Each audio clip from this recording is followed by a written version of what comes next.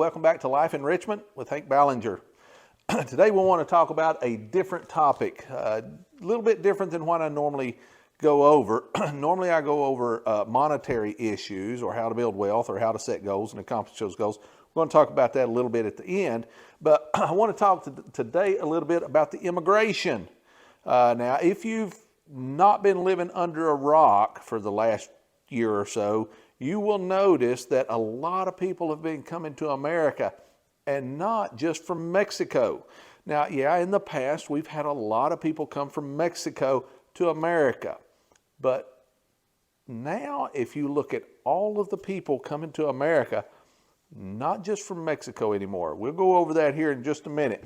But before we get into that, I would like to say I appreciate those who watch the channel, who watch the videos. We greatly appreciate it. If you can help, we would greatly appreciate your help. Hit the like button, subscribe to the channel. That helps our algorithm with YouTube. The more people that watch and subscribe, the more people that have the opportunity to watch. So if you could help, we would really appreciate that.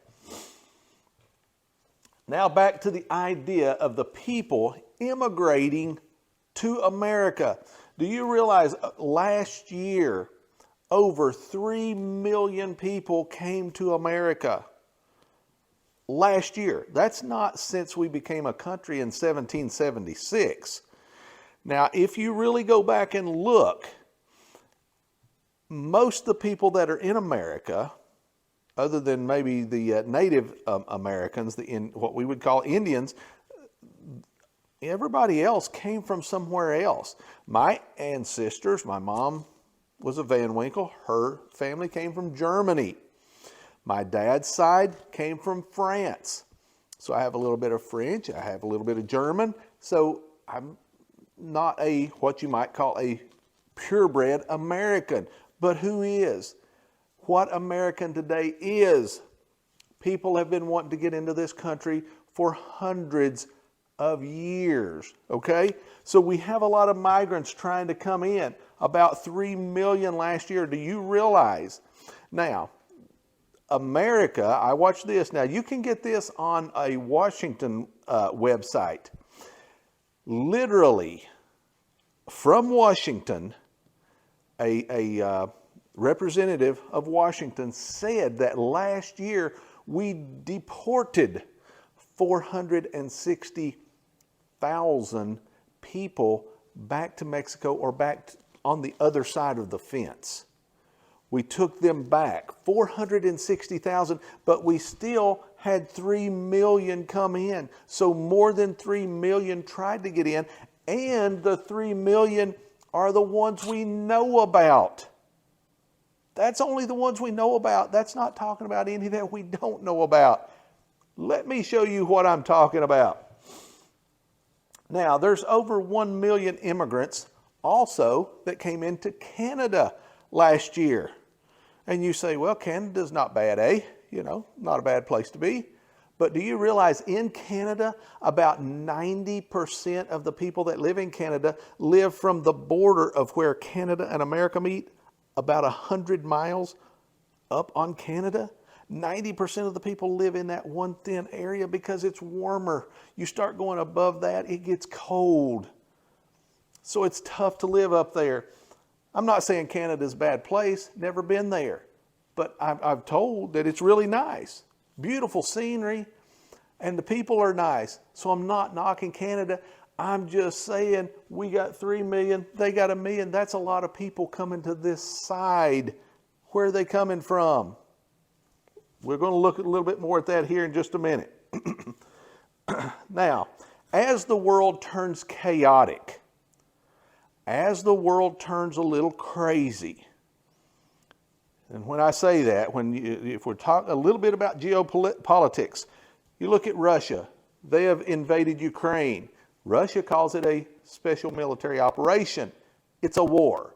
Ask anybody in Russia and anybody in Ukraine, they'll tell you it's a war, especially those in Ukraine. You look at Israel with Hamas, a lot of conflict going on there.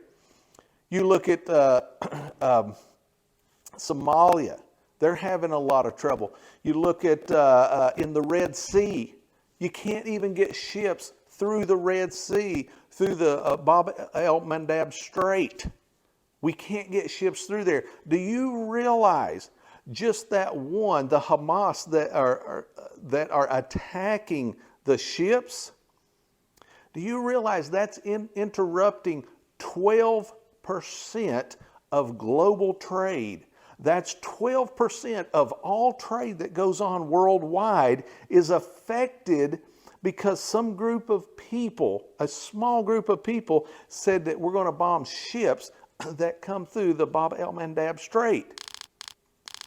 And these ships are now having to not go through the Bab el-Mandeb. They're having to go all the way down around Africa, taking about a week to 2 weeks, putting much more expense on that cargo just because a few people says, we're going to cause trouble. So what do people do that maybe live around there? Well, they don't want to live around that. So they're leaving. So people are leaving Russia. People are leaving China. What's China trying to do? They're trying to attack Taiwan. They're trying to fight a bunch of people.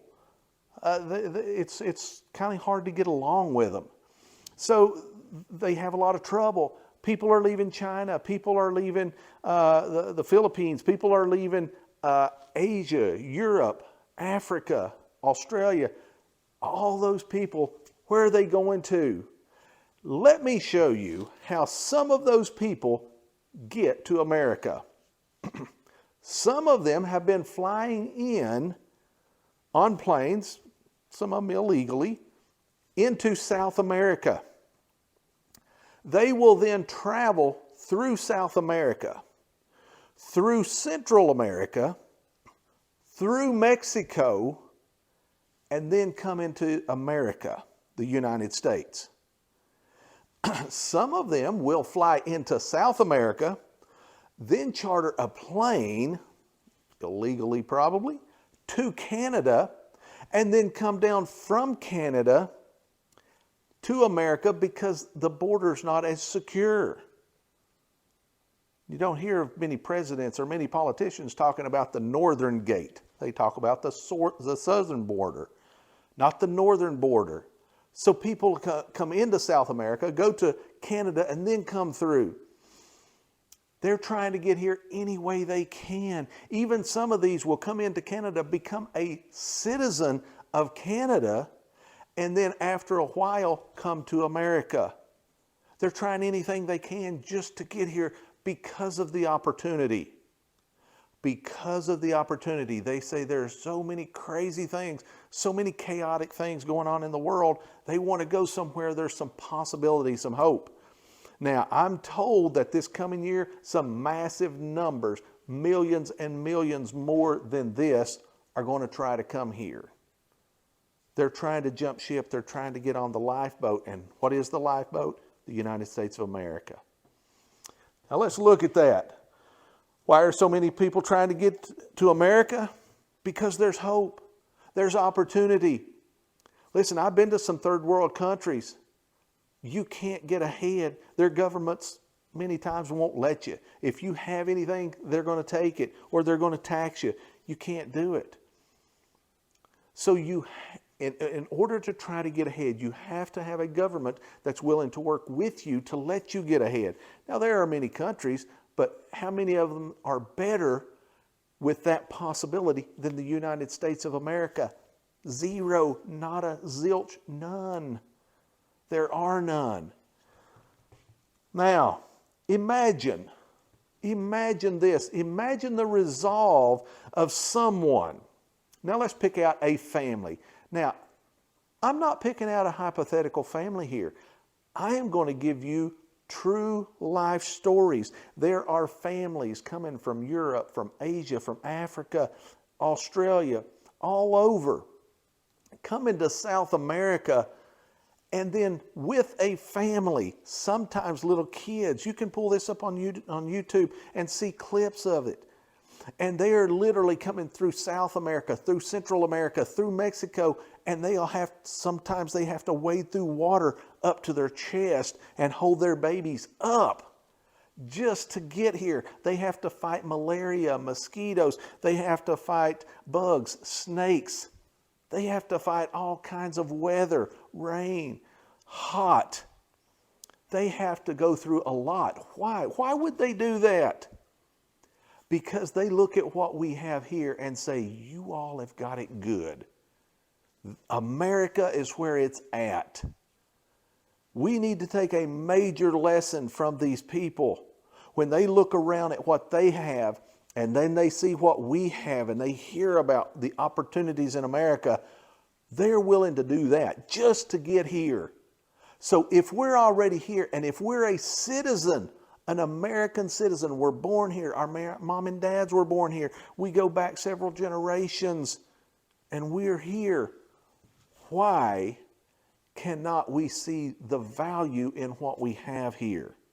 Why do so many people squander their life, don't take advantage of the hope and the opportunities we got here? We really need to take note of what these people are willing to do just to get here.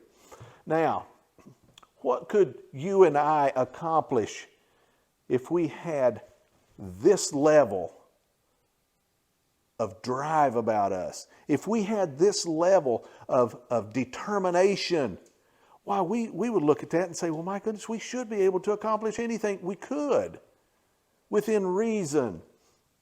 So we need to look at these people and say, hey, I can appreciate their moxie. I can appreciate their drive, their dedication. I can appreciate that. I need that. I need that here. I need that here. I need to have that determination and drive. I'm going to set goals. I'm going to accomplish those goals. I'm going to build wealth. I'm going to become something more than what I am today. And we all need to do that. I'm even talking even the big guys, the Elon Musk, the Bill Gates, all the guys that's hundreds of billions of dollars. They could do more. We all could do more. Push yourself as an immigrant to get out of, I love this, the land of complacencyville. We don't need to live in complacentville. Why would we stay there? We're going to do the same thing today as we did yesterday, and we're going to do the same thing tomorrow and the next day and the next day. From now on, don't live in complacentville. You want to move to the metropolis of Megaville. That's where you want to go. If you have this determination, you can do that. Anybody can do it in America. And as Americans, we need to push. We need to have that resolve about us. We need to push and we need to say, this is where it's at, and I'm going to make it something more. We all need to have that idea. Just like an immigrant, don't settle when you could have so much more. So much more. When I first started learning to build wealth and getting into real estate, I had to realize I have to change my mind. I have to push myself. It was not easy. It was not easy. I grew up in a middle-class home in Jackson County, Kentucky. That's Appalachia, okay? That's Appalachia. That is not metropolitan New York. Nothing like it. I've been to New York. Jackson County is nothing like New York. Very different. But when I had to start learning to build wealth and I wanted to push myself, I really had to push myself, because the idea is it's just easier just to go to work and just to get that paycheck and just to get by. And I was doing okay, but I wanted more. And then as I started building wealth and I got more apartments, I wanted more, and then I got more, and then I wanted more. Now the interesting thing about that is, here in America, that's possible. You look at your Grant Cardones, you look at your Ken McElroys, these guys have 10,000 units. You know, they've just kept pushing and pushing, and my hat's off to them. Great job, guys. Congratulations. Keep going. This is America. They can. You can. What kind of goals can you set? What kind of goals in your mind do you want to do that you want to help yourself, your fellow man, and mankind for generations? What kind of goals could you set? You could set a lot of goals. And you know why? Because you can have the determination, just like these people. Not only they have the determination to get here, but you and I, we're already here. Or if you're an immigrant, congratulations for getting here. Great. Now roll your sleeves up, get to work, and become something. Become something so much more than what you already are. We all can do that. Push yourself. Push yourself. You can do it. You got to learn. You got to keep pushing yourself out of that comfort zone. And you can be Redneck Rich. Thank you. See you on the next video.